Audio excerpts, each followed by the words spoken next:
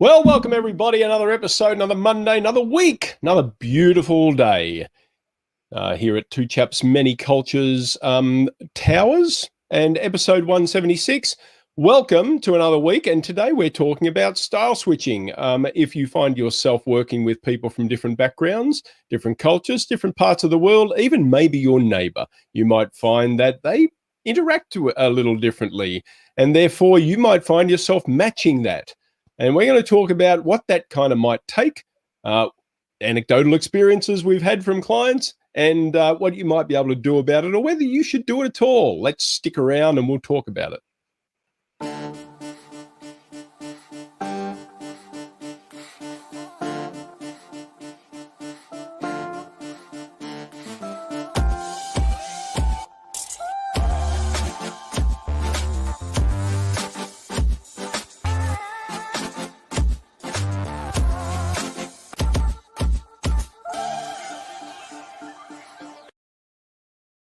Yes, indeedy, it is the show about the business of culture and the culture of business. Two Chaps, Many Cultures, episode 176. How are you today, pal? I am marvelous, Mike. Marvelous. Welcome, everybody. This is the show about the business of culture and the culture of business. And you're watching this from somewhere around the globe, and you might be watching this live as it is happening in the moment now. And you might as well watch this a second or third time around, because we're just inundating you with such great nuggets of information that you wanted to watch it over and over again, or you simply didn't get around to watching it live and then you kind of snuck in watching the recording. Either way, here, tell us where in the world you are. We want to get to know you, want to hear your input. We want to know where in the world you are and which style you might prefer. That's what right. style do you prefer, Brett? You know, I don't know now. I mean, I like a little bit of a laid back, bit of banter, bit of a few jokes, bit of sarcasm, but mixed with a little bit of let's get down to business and let's the rubber hits the road type of approach. So it's my style, not the right style or the wrong style. I'm just saying that's my style, and many other people that we work with in our work come from all kinds of different backgrounds. And this was, again, kind of this topic came out of experiential and anecdotes. A lot of what we do is just anecdotes. It's a pattern that we, I guess, observe in the clients that we work with. And it happened this weekend. Of course, we've weekends are times where we're still at work and we're talking with people, and there is this observation, as is, pretty common, that if I've now been in this country, my new country, and I'm operating in a multicultural team, why do I get home every weekend and I cannot get my brain to work? It is basically worn out. I'm done.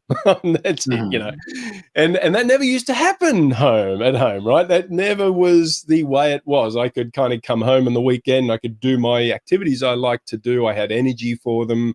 I had the brain space and the capacity to do that. So this has always led us to think about why is this and what contributes to this profound sense of fatigue and just worn outedness that comes with having to do this. So it is really, it was so common that I thought, well, maybe it's something we should touch on.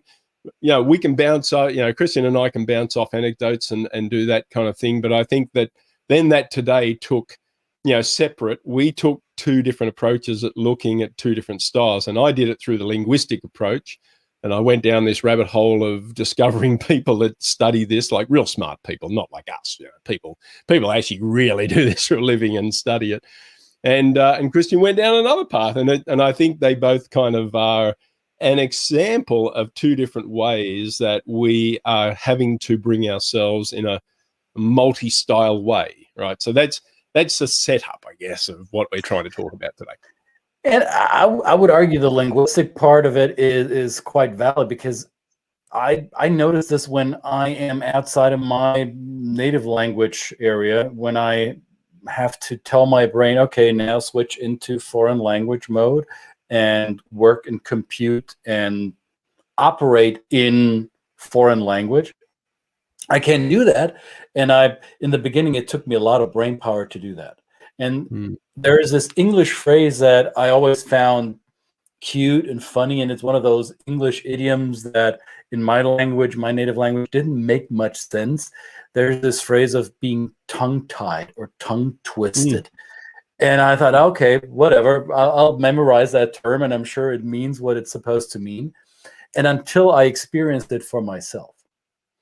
So being in a foreign language or operating in a language that's not my native tongue, it really got my tongue tied up. I felt it at the end of the day, or maybe even before the end of the day, that my mouth got sore because my lips, my tongue, and all the muscles that created sounds, or that still create sounds, they are used in a different way because English makes different sounds than my native language. So using the foreign language more than I'm using my own language really got my face tired, and I wouldn't say my muscles sore, but I felt tongue-tied, and it finally made sense.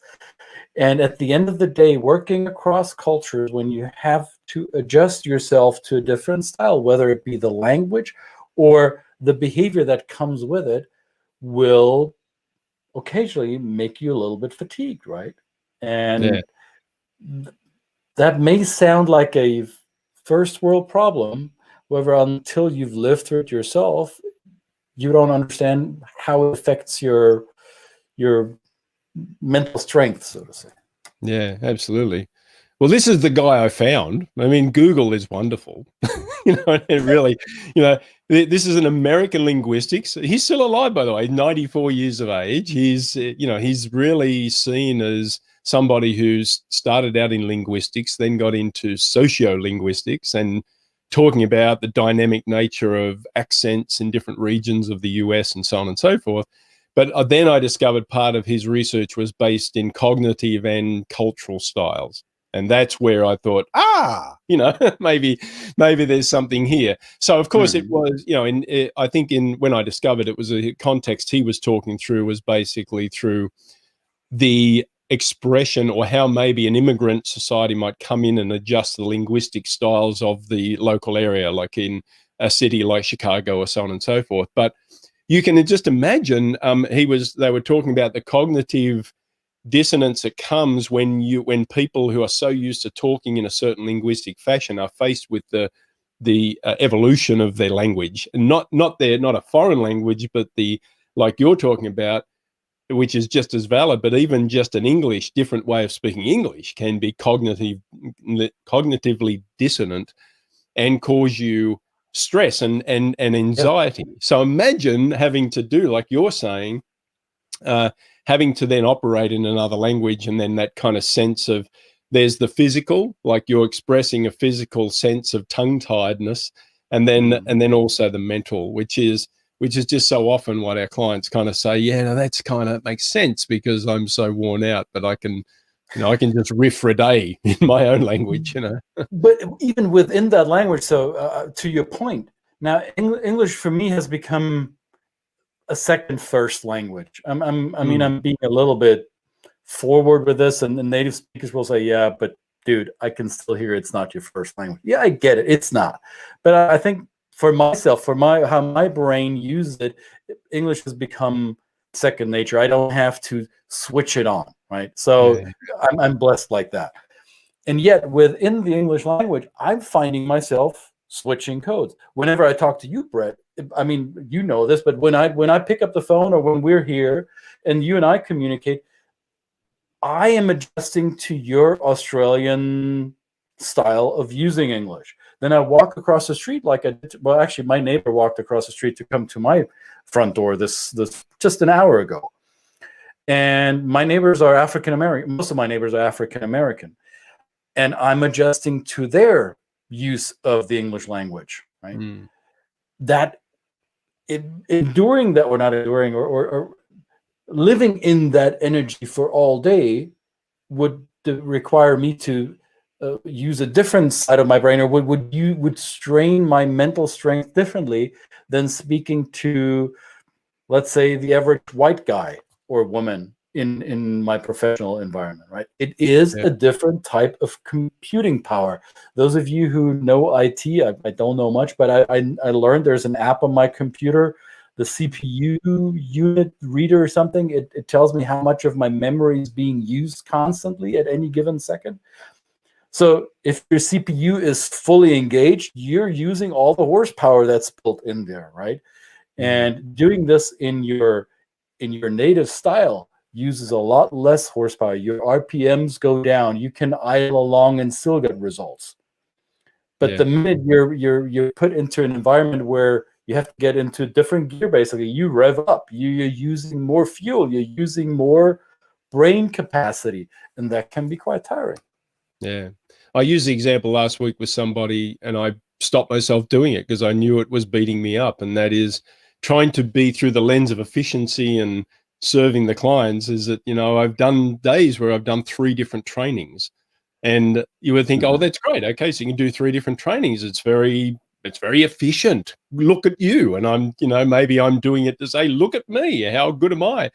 But I remember just when it's 3, I can do a whole day of training with a client, and in one particular style, and I'm, you know, I'm kind of worn out at the end of the day, but not, I'm energized by it. But that is a different, what I'm here talking about is a different set of circumstances, where in the morning you might be working with a Korean, in the middle of the day a German, and the afternoon an American or a you know, a Latinx person.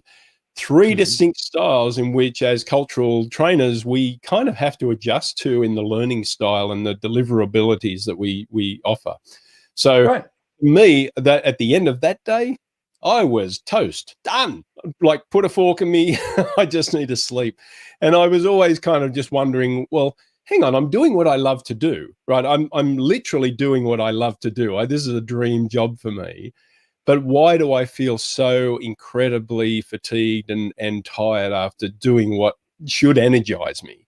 And it still energizes me, but you know what I mean? So this is kind of where I do the acrobatics. It's yeah. Well, and then would it be fair to say that since this is, you're working at your peak, you're in your zone, right? This is what you were built for.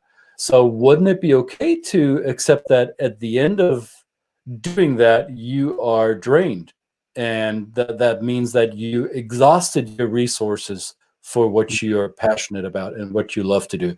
So there's nothing, I would say that's not necessarily wrong to feel drained at the end of this. It simply, it brings to our awareness that our brain, doing brain work, doing non-manual labor, brain work can be exhausting too. And knowing that it takes additional energy to do that across different styles, in our cases across cultures, is something I think, especially if you live in a diverse society like the ones here in North America, it's quite a helpful insight, right? So in the US, we live in a culture that is still predominantly shaped by the white majority, which we all know is shrinking, and there's the levels of diversity are increasing, and we're learning to get better with that. But overall, in corporate America, the dominant work style and behavioral and communicative style is still very white. And I didn't, as a white person myself, I didn't become aware of this until I engaged more with the Black community. And there's a good friend of ours who has 2 names, or she has a first name and a middle name. And when she goes to work she's African American, and when she goes to work in a leadership position in her company that is predominantly white, she will be called by her first name. The name that everybody knows her by. That's the name on her LinkedIn profile, by the way. When she is not in that white environment, when she is in an environment where she is comfortable being her full self, when she doesn't have to go into corporate America and adjust to that style, she uses her middle name, or people will address her by her middle name because those are the people who know her that way. So there is this very almost Well, I'm not going to give away her name, but her first name, or the name she uses in corporate America, is a fairly ethnic neutral name. Is actually from the Bible. It's a biblical name. And her other name that she uses when she doesn't have to adjust to somebody else's style, that is I would say, a name you would only hear in the African American world, or maybe in the Arabic world.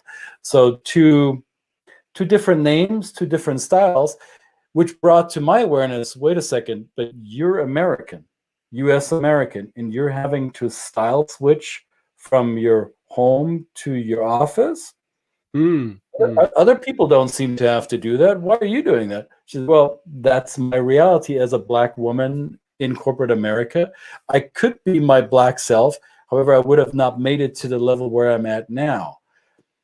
So if you're asking yourself if you're either part of the majority white population in the US, or if you're an outsider coming to the US, wondering what's all this code switching about, and why are people, or some people, talking about it, and why are others not, it is just as draining for the non-majority white population in the US as it is for you as an outsider coming in. So the fatigue that you're feeling as an outsider coming to the US, adjusting to US work style, is very similar, if not the same, that non-majority people in corporate America have to adjust to and do the mental acrobatics the same way that you're doing it. Let that sink in. Good point. Good point. So we've talked about the linguistics, the talk, the verbal. What about the physical? What about walking into a room, when we used to walk into rooms, but now we will get back to walking into rooms? What about walking into a room and you've got somebody you see you have an affinity with, and but maybe the others you're not sure, and you're probably, maybe you've engaged with them before, you kind of know what their style is in terms of greetings and things like that. This is another aspect of it, right? The physical greeting aspect. We can talk about, the physical greeting tendencies of a Latinx person, to maybe hug and touch, me more touchy-feely, as opposed to somebody else who might be, let me alone, I'm just g'day, like have a handshake, that kind of style. So maybe there's that too, right? Which can be, for when you're in a mixed setting, it can be, I would think it can be tiring anyway, unless you're very, very skilled at it and being able to pick up those kind of things. I'm sure that everybody would make a mistake in a general setting of 20 or more people, Plus, I think there's a difference between doing that in a work setting or in a social setting. As you were talking, I just remembered this past weekend, one of our neighbors, also a friend, had a birthday, and he invited his circle of friends to his birthday shindig. Yes, we still have COVID, and yes, a lot of the people are vaccinated, and those are not. We took necessary measures, so rest assured, it was not a super spreader event. And yet there were people from various walks of life, from various cultures. So I'm here, the white guy, immigrant German at this party. There's a bunch of Black folks there, African Americans and Africans from different parts of Africa, Northern Arabic parts, Sub-Saharan Africa, people from different parts of Europe. So it was a almost United Nations gathering.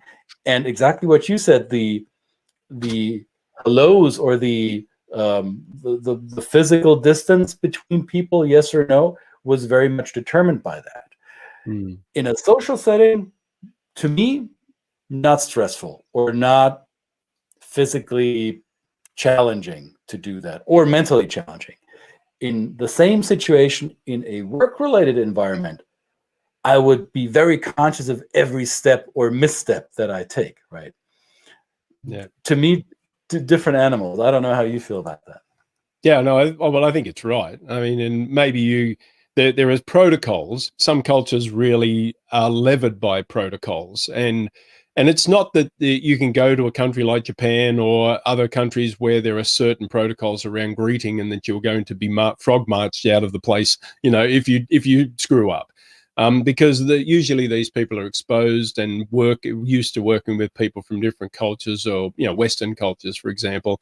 So they will forgive you some small faux pas. I mean, I guess we would argue that this is a case for learning a little bit of style switching in a very short period of time that can open up the mind of the people you're engaging with if you show in their setting the respect of at least doing your homework and learning the correct ways to greet.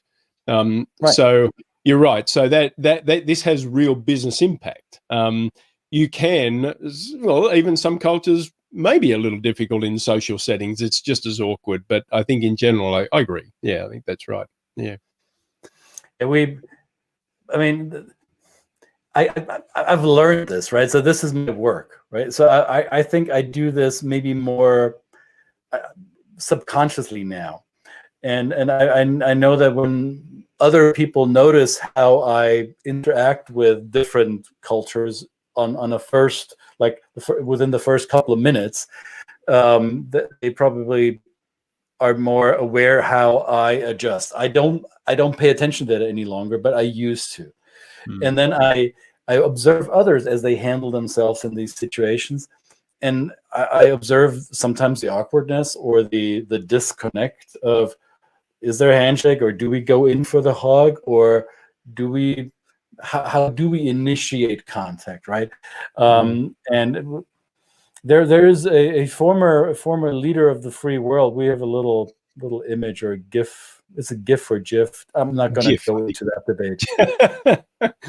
What's your style? Is your style GIF or GIF? This is. No, I would say it's a GIF, but other people have different views on that, so I'm not going to go into that.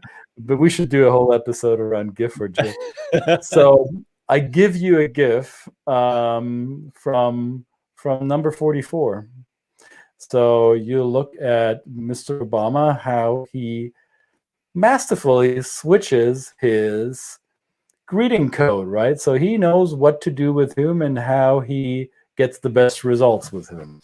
So yeah, is that how we all do it all the time? I guess not, but the goal would be to be as elegantly alternating between different styles, right? Yeah. To me, that denotes somebody who's obviously got a depth of self-awareness, right, about who they are, where they come from, what their origins are, but also an awareness of how that impacts the people around them, okay? And I think that Barack Obama was a master at that. There's been many, many people like him that came before him, and this is not a political discussion. There have been great Republican leaders that have been able to do this as well. But it's just an example where if you watch someone like that, some tend to feel like they're pulling it off effortlessly, right, without even thinking about it. And practice. So that's where practice can come into play. But when you're not practiced by it or with that skill, you have to do the work. It's like learning a new language. Like I guess as Kristen said before, learning another language takes a great degree of CPU and cognitive skill. Listening, speaking, and then forget about the writing and the actual real grammar, which is my problem with Polish. But it is a skill and it's a muscle that people can build up. But so when just as you go to the gym and you run a marathon runners don't finish a marathon and go, well, that's great, I'm ready to do another one. Like, I think that your point, well, some idiots are. I don't know what's wrong with those people, but you can get like, it goes back to what you say before. If you're doing what you love and you're running a marathon and you get to the end, I think you're right. I think, the ultimate expression of achievement is that I have just worn myself out achieving a great goal and doing what I love to do. You're spent for now. Absolutely. For now, right? And and the ability for you to recover, because then I'm thinking, as you spoke about that, I'm thinking, well, I could probably get up the next day and be able to do it all again, right? Because I guess in our work we are, right? Even though we might be spent at the end of the day, we still go back and do it again. And to your point about practicing it, even with all the practice that I've had, I noticed myself just today how I screwed up. So, and it wasn't even that stressful, but I had 3 video calls back to back this morning. The first one was with a gentleman in Germany. So I was able to easily switch into a German communication style or into that code. No issues, whatever. The second call was with a lady from Serbia who spoke excellent English, so just a little bit of code switching, and yet adjusting to a more Mediterranean European style. And the third call threw me for a loop. It was a three-way call with a gentleman that I'd already known quite well, who's from Austria, so same language, slightly different cultural style, and a lady from Kyrgyzstan. So I've yet to have deep understanding of Kyrgyz culture or of any Central Asian cultures, whether it be Kazakhstan, Tajikistan, Uzbekistan, you name them, Azerbaijan. I don't have a lot of personal experience dealing with these cultures. And since the call was initiated by the gentleman from Austria, who is the leader of their team, my mind immediately, without thinking, went to a more assertive, direct communication style modeled by the Austrian gentleman. And halfway through the call, I begin realizing, wait a minute, this lady from Bishkek in Kyrgyzstan, that's not her style. And at some point, her nonverbal communication, I picked up on it as I realized I need to ask my question differently. I want to massage this message in a way that she feels comfortable speaking up, because I felt for a second there that she just said yes, yes, yes without meaning it, because she felt a little bit intimidated by the assertive, direct communication style of these two white guys from Central Europe. So even with all the practice, sometimes the code switch isn't happening automatically on autopilot, right? So Yeah. be okay with not always hitting it right out of the ballpark. Yeah. And I mentioned before, do you actually have to do it? That's the question. If I do it too much, clients will say, if I do it too much, am I losing my own style? Am I losing my identity? And, so it can feel like that as well. There's that cognitive appreciation for the fact that I'm kind of not sure who I am. Like, I'm going home to my partner and my children, and I kind of used to be a certain way with them, and now I'm finding myself kind of missing, like, who did I used to talk about or talk like? So there's many different, I mean, like, we could go on for hours and hours, and we could bring on so many guests to talk about this, and we're bringing at it from a kind of an anecdotal and also a short little, for me, again, for both of us, let's prepare for this and maybe put a bit of a wrapper or framework around some of the anecdotes we've talked about. And as I mentioned before, I started to go down a rabbit hole. and there could have been many rabbit holes that I could have gone down and come back out and gone down other ones. So I think understanding, again, we always say self-awareness. What is your capacity to be able to change, and your embracing? It may be a cultural thing for you. Do you embrace change, these kind of change, as a cultural construct? I mean, this is certainly important, but being self-aware and then being able to know what your boundaries are, setting boundaries, setting the framework around how your team interacts with each other, either encouraging or giving people a break from that style switching, is going to make them productive, because there's always kind of, and I guess we're in a country of the US, it is all about productivity. So it's about the time spent and the busyness and things like that. But I think taking a step back from it is just as enriching, and can be probably add to the productivity and the bandwidth of the person if you give them the grace to take a break from it, because it can be tiring. It is immensely, as Christian says, a high use of your CPU energy in your brain. And it is, as I said before, it is just such a common comment from our clients when they're working across borders, and that it needs to be valued. And I think it gets down to literally an expression of how much you want to be inclusive of your different styles of your team and be respectful. Good point. Good point. Yeah. So should you be in a situation where where your style is the one that is being switched to in order to facilitate efficiency, because you're the majority style setter for whatever reason, whether you chose to or not, become aware that there might be people in your team, in your environment, that are doing mental acrobatics to meet your style. give them the grace. Just like Brett said, recognize that for them sometimes they need a breather, and that it's okay to take that breath. Absolutely. So again, as we were prompted before by our wonderful partner in crime here, tell us what your style is. What's your style? What's your style, dude? Tell us what your style is. And maybe, actually, I'm thinking you could go back, and last week was a whole episode about styles and driven by values and things like that. Not, you know, we won't loop back too much, but last week was a great expression about covering different styles and how those different, or bridging those gaps between how you communicate with people on that level. So that may be something to go back, but really tell us what your preferred style is, where you've seen yourself being kind of worn out by having to match the style of other people.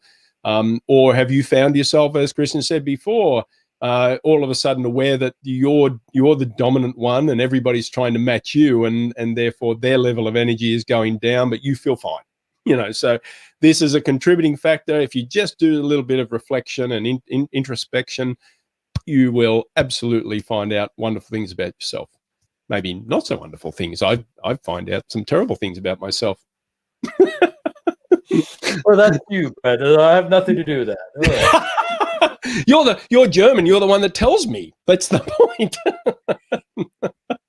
Not here. We agree No. That's not in public. Not in public, right? Okay. Well, that's yeah. So whether you switch or not, whether you're aware of your style or not, we hope you become very much aware of it, and maybe consider the styles you're switching into, even within your family. It's not just about linguistics and culture. It could be genders, it could be generations, it could be within your immediate neighborhood. Just become keen observers of your style and those of others, because self-awareness and self-observation, that's where it begins. And the beauty will be in, as we said, the elegant alternating between those and facilitating a great flow of human connection. That's what I think is important.